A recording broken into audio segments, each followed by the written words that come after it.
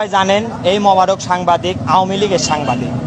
বিগত 17 বছর বিএনপির বিভিন্ন নেতার নামে এই এটিএন বাংলার কথিত একটা চ্যানেলে উনি নিউজ প্রচার করে আমাদের বিএনপির নেতাকর্মীর নামে মামলা দিত, মামলা দিয়ে টাকা পয়সা খাইত। এবং এই যে বিশিষ্ট মাদক ব্যবসায়ী মামুনের সে পার্টনার ছিল, বৈষম্য ছাত্র আন্দোলনের হত্যাকারী আসামি ডিপুটি টুকুরও সে অ্যাসিস্ট্যান্ট ছিল। এবং 3 আগস্ট বৈষম্য ছাত্র আন্দোলনে 3 আগস্ট সে সরাসরি আওয়ামী লীগের পার্টি অফিসে ছিল এবং ছাত্রদের বিপক্ষে ছিল, আওয়ামী লীগের পক্ষে নিউজ করেছিল, আওয়ামী লীগের পক্ষে কথা বলেছিল। বৈষম্য ছাত্র আন্দোলনের হত্যার সাথে সে সরাসরি ভাবে সম্পৃক্ত ছিল।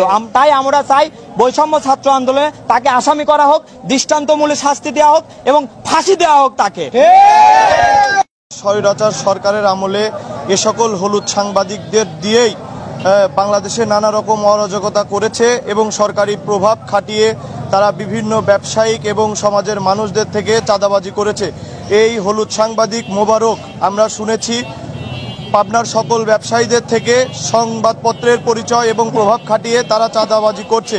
আমরা বৈষম্য বিরোধী ছাত্র আন্দোলন বাংলাদেশের সকল বৈষম্য, চাঁদাবাজ, অন্যায়, দুর্নীতিবাজের বিরুদ্ধে বলিষ্ঠ কণ্ঠস্বর নিয়ে আমরা যে সোনার বাংলাদেশ বিনির্মাণের স্বপ্ন নিয়ে আজকের এই 24-এর স্বাধীনতা, সেই স্বাধীনতার পরেও মোবারক তার এই অরাজকতা, তার এই চাঁদাবাজি